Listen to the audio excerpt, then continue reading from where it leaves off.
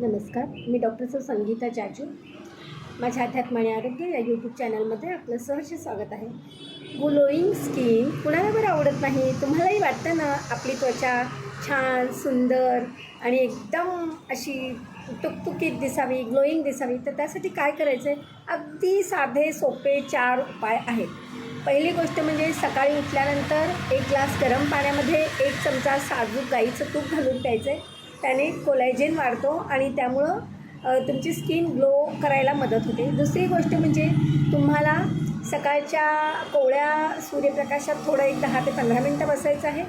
तिसरी गोष्ट म्हणजे तुम्हाला सीड्सचा समावेश तुमच्या रोजच्या रुटीनमध्ये करायचं आहे. सीड्स म्हणजे बिया कुठल्या? तर तीळ, भोपळ्याच्या बिया, सूर्यफुलाच्या बिया आणि जवस सीड्स हे जेवल्यानंतरसुद्धा तुम्ही बडीशोपसारखं खाऊ शकता.